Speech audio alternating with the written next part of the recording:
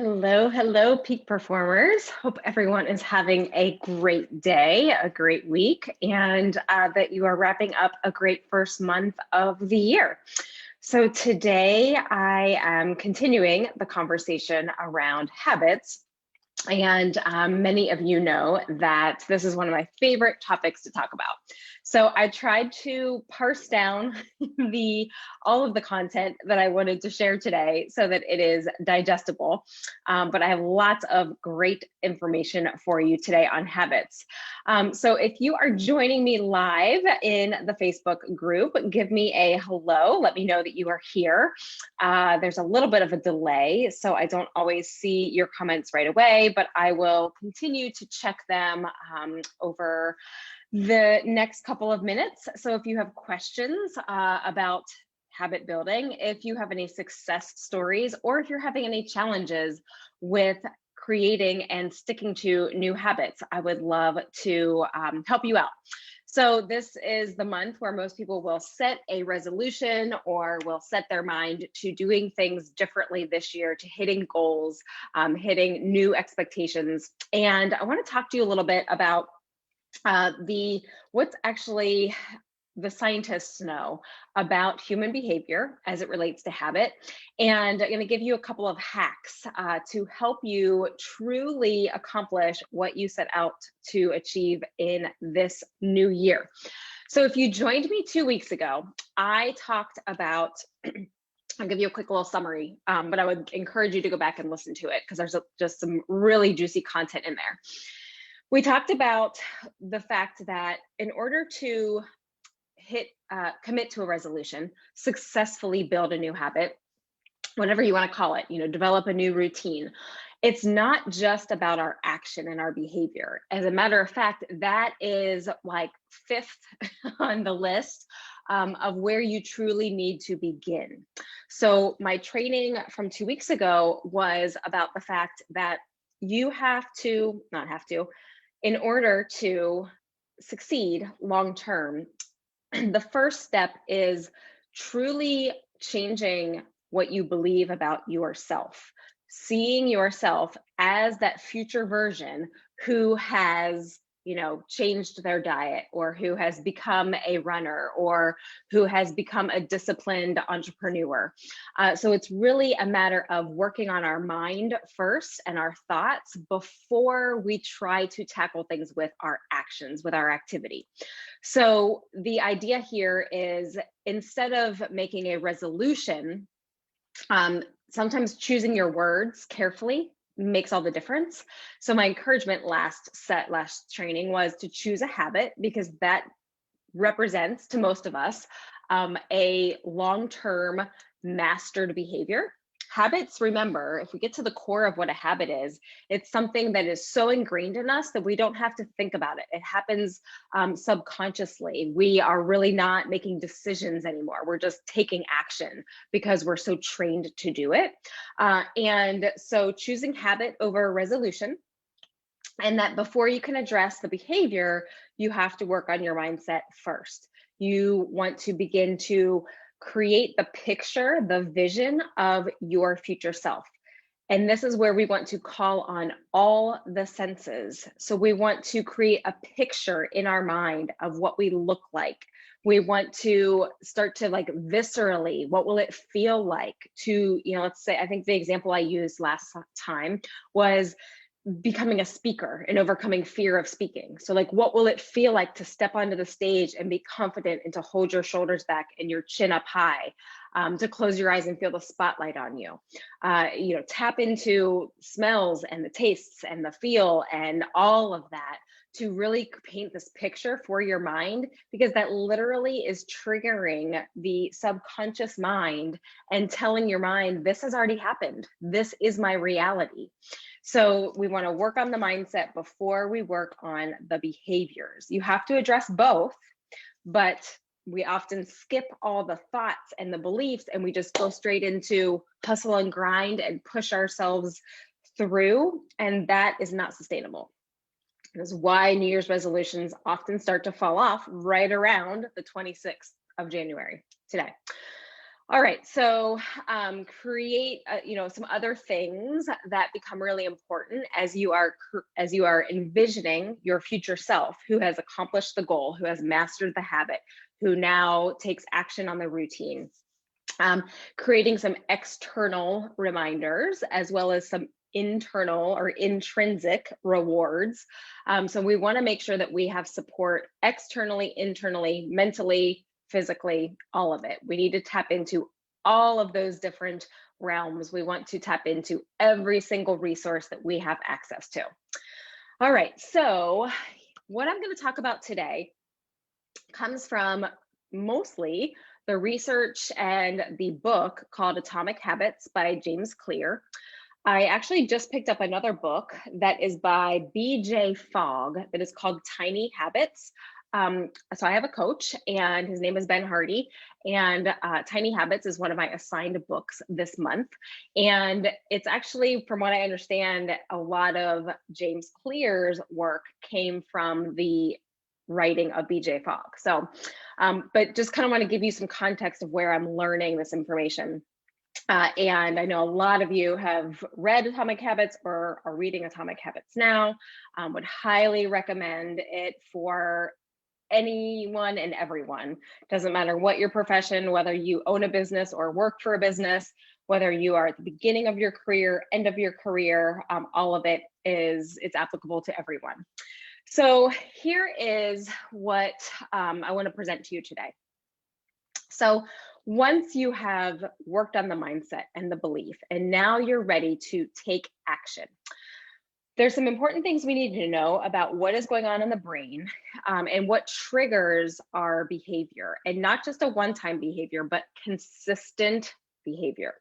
So once you've mentally decided and committed to the new habit, the new behavior, the new version of yourself, we have to pay attention to what's called the 4-step loop of human behavior. All right.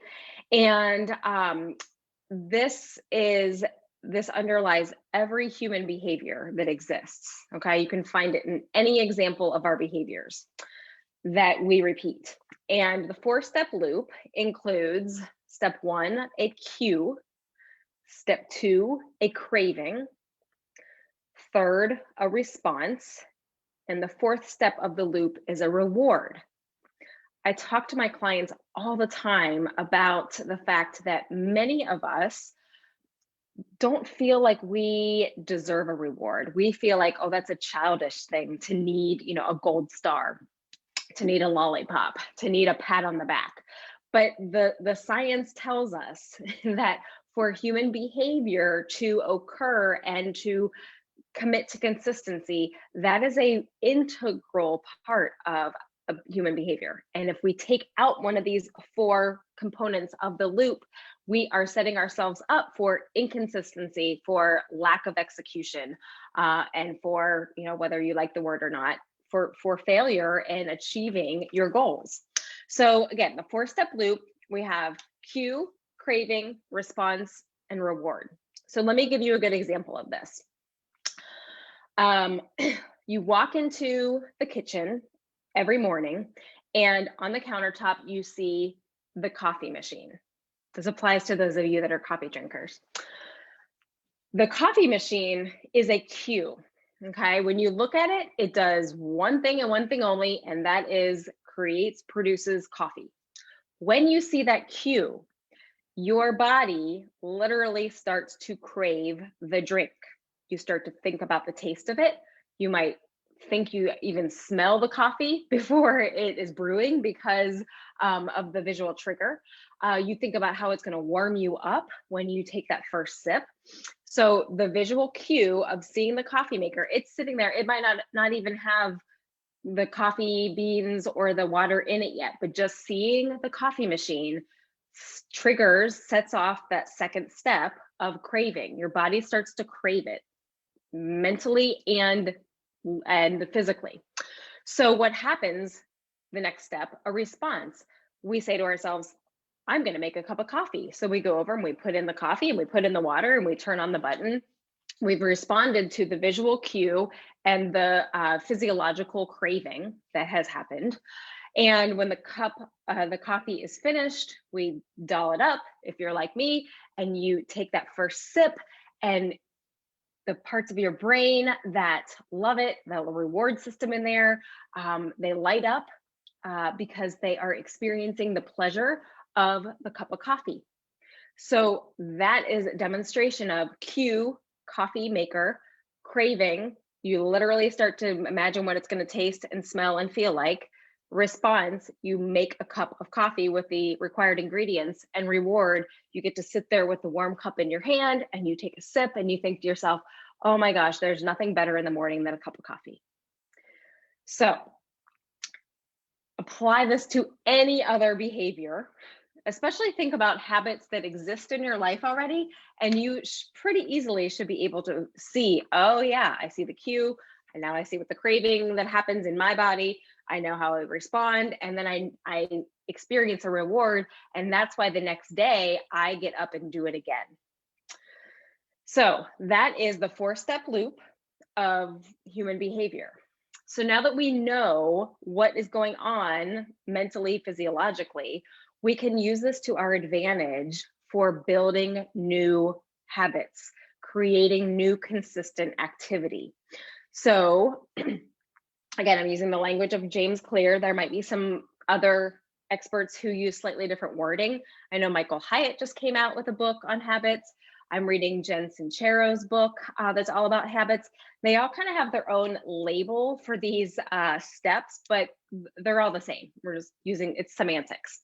So along the lines of atomic habits vocabulary, because we know this 4-step loop, we can now apply it to our advantage. Let's manipulate the cycle here, the loop. So James calls them the 4 laws of behavior change. So with cue, this is when we want to develop a new habit. With cue, we want to make the cue as obvious as possible. So the coffee maker sitting on top of the counter, as soon as you walk in the kitchen, you see it. That cue is very obvious, right? Craving, make it attractive. We want to, I mean, in this example, we don't really even have control over the craving that's happening. It's attractive because we've learned to like coffee. We've learned to make the flavor, 1,000 times before this morning to our liking. Sometimes you have to do a little zhuzhing to make it a positive craving. Response, we want to make it easy. So we want to eliminate as many obstacles as possible, and reward, make it satisfying. So let me give you a different example using the make it obvious, make it attractive, make it easy, and make it rewarding. Okay. I'm going to use the example that we all have heard and experienced before, which is adopting a new exercise practice. Okay. So let's say the goal is I desire to consistently exercise in the mornings. All right, so how are we going to use the loop, use what we know about brain science to our advantage? Well, we've got to start with cue. How do I make it obvious that in the morning, the first thing I've committed to doing is exercise? That's going to be putting your clothes out right beside your bed. It's going to be having perhaps a picture of an ideal body next to your bed on a bulletin board. We want to create some very, very obvious visual cues for ourselves, okay? I know for me, I will decide the night before. I'll often do a workout in my basement, and there's a couple of YouTube trainers that I follow, and I will decide the night before which trainer I'm going to follow in the morning and which video of his or hers, so that I can already visualize who's going to be on my screen in the basement when I work out in the morning. So make it obvious. You want to make those decisions ahead of time. It's obvious because you've decided what time you're getting up. It's obvious because the clothes are the first thing you see when you open your eyes. It's obvious because you've already decided exactly what workout you're going to do, so you can picture yourself engaged in that activity before your feet hit the floor.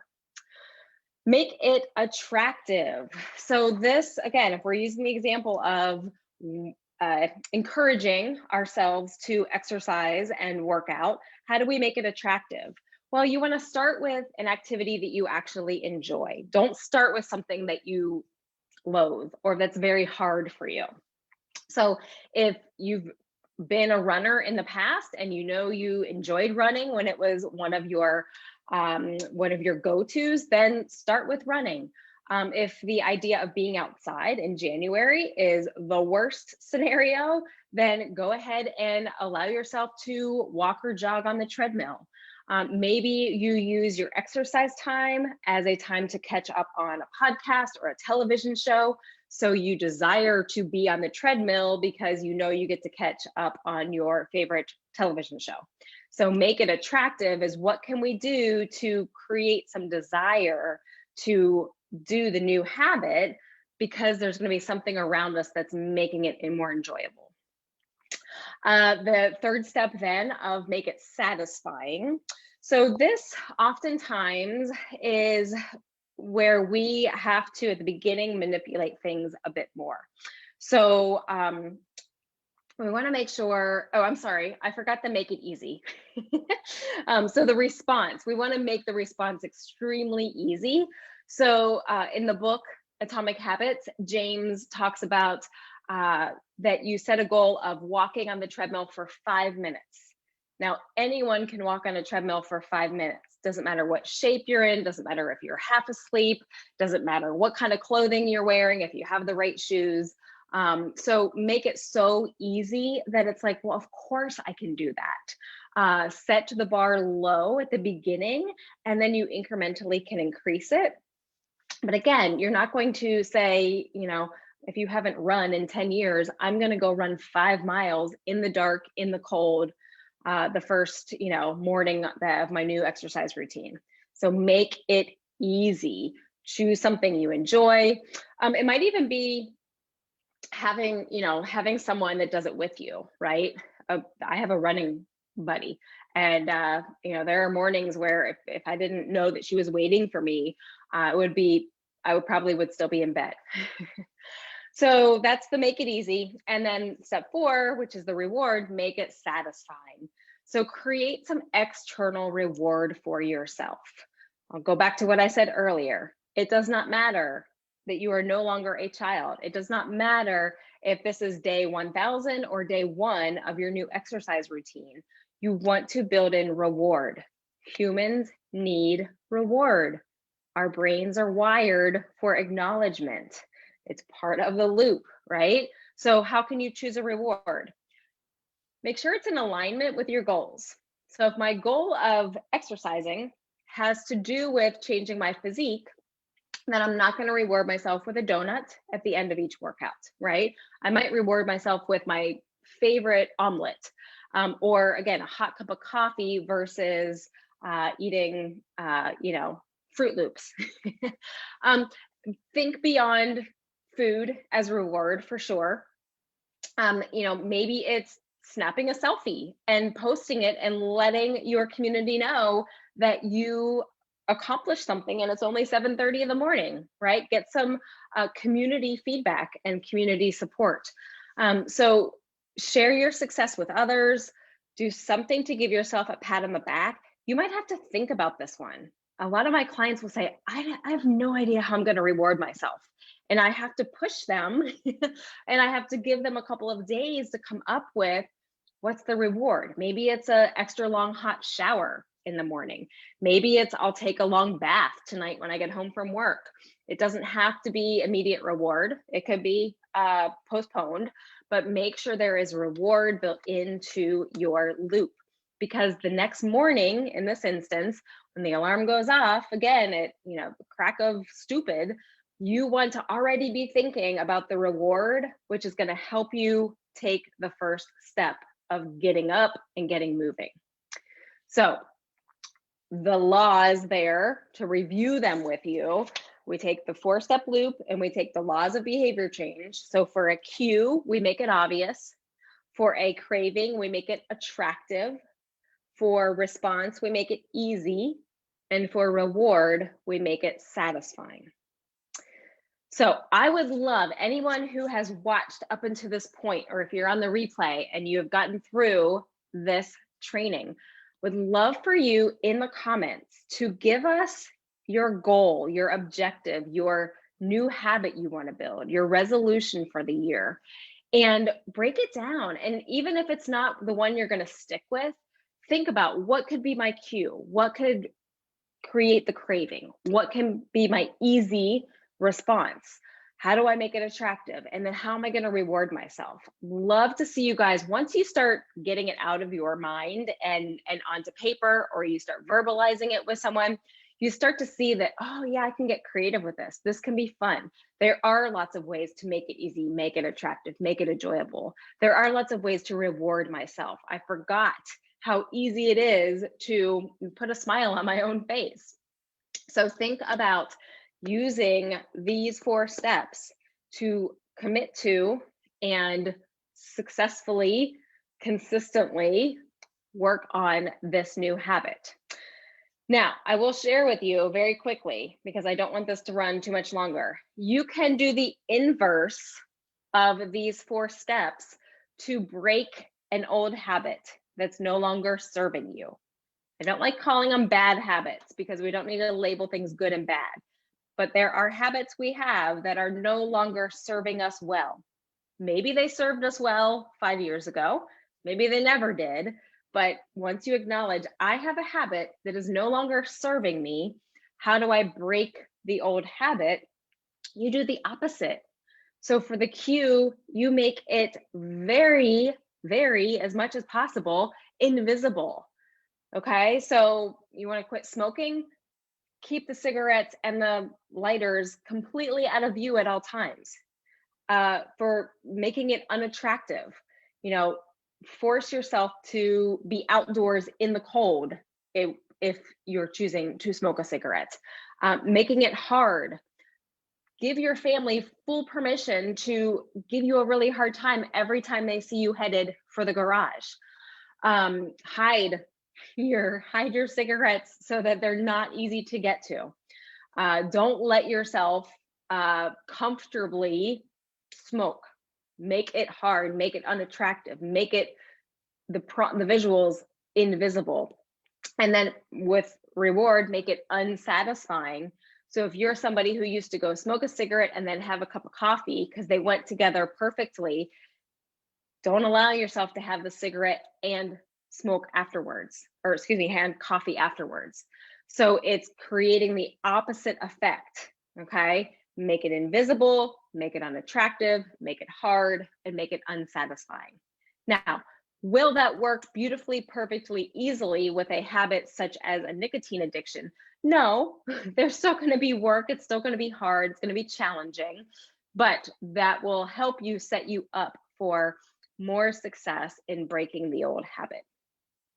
All right, last thing I want to say here, when you are pursuing a new habit, keep in mind that anytime you can establish the goal as more of an outcome, or as more of a lifestyle than an outcome, the more committed you're going to be to it long term.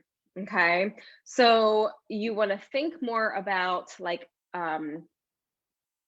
becoming that future version of yourself versus I just checked the box on something. So the difference would be I want to become a fit and healthy athlete who runs 4 days a week versus I want to be able to run a half marathon. You sign up for a half marathon and the day after you could go right back to being a inactive, never run again individual. The goal being more of a lifestyle goal of I want to be an active, fit individual who runs 4 days a week. You can run a half marathon, you can run a 10K, you could eventually run a marathon. You could never run a race and simply be an individual who's fit and healthy and runs 4 days a week. right? But there's no cap on it. So it's not like you're just saying, I got to get to this date, check the box, and then I can go back to doing whatever I want. That's why we often revert, because we accomplish something and then it's like, well, I don't have another goal. So what's the drive? What's the motivation to keep going? So the other thing I want to remind you is not only have the visual cue to take your action, but have some sort of visual tracking tool where you are measuring your consistency, where you're literally coloring in a box or checking off a date on the calendar to show yourself the progress you're making. We want to, 10 days in, 30 days in, 60 days in, we want to be able to go back and look at the gain, look at the progress. We want to say, I started this routine on January 1st, and now it's January 26th. And look at all the days where I hit the mark, where I took action. It may not be 26 for 26 because the goal is not perfection, but if you have a visual tracking tool that shows you, look, I was active every weekday between the first of the month and the 26th. I did it. I was consistent all during the week and I gave myself the weekends off. That's progress. And then you can make a decision. You want to stick with that? I'm going to give myself Saturday and Sunday as a rest day. Or you can say, okay, next month I'm going to make it 6 days a week. So I'm going to work towards slightly greater progress. So tracking your progress.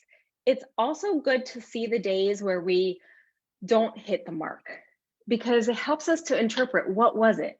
That was a Monday, and my Mondays are always overbooked at work. So it's unrealistic for me to expect to add something else into my Monday. The days we don't accomplish sometimes can be revealing. And then we get to make changes. We get to either say, I give myself a pass on Monday, or we say, I need to realign that day so there is time, energy, and space for this habit. So tracking your progress, the good days and the bad days, is another essential piece of long-term commitment, long-term success, long-term mastery, because it's so easy to forget. It's January 26th. If you asked me, did I exercise the first 3 days of January? I have no idea, but my tracker will tell me, oh yeah, actually I was 3 out of 3. So think about how you can measure your progress, measure your gains, and give yourself the reward every day of checking the box or of not checking the box, and motivating yourself to show up and try again tomorrow. If this is interesting to you, if you want to know more about habits, if you want kind of a personalized plan to support you, so you might know what your goal is and you might know what habit you want to build, but you're still not sure that you can master the cue and the craving and the response and the reward, let's talk. I love designing this with my clients. I love supporting my clients with it. I love seeing the gain that they make, being a part of any problem solving that has to be made along the way, because sometimes the plan from day one doesn't quite work and we have to manipulate the reward or we have to change the cues. But I love being alongside my clients for this process. So please reach out if this is something you want support with. If you already have an accountability partner and you want me to just give you a little extra outside perspective on how to strengthen the loop for you, reach out. Would love to do that with you. Let me know what other topics you would like for me to be training on this year. February, we're going to be diving into systems, how systems apply to your personal life, professional life, how to implement systems in your business, all things systems. So look forward to seeing you back here in 2 weeks. And in the meantime, share this with anyone that you think will benefit from it. If they're not a member of the group yet, invite them to join Peak Productivity for High Performers. And in the meantime, I will see you in the feed with some daily posts, and would love as much engagement as you guys can provide. So make it a great rest of your day, great rest of your week, and here's to a productive rest of your day. Take care, everybody.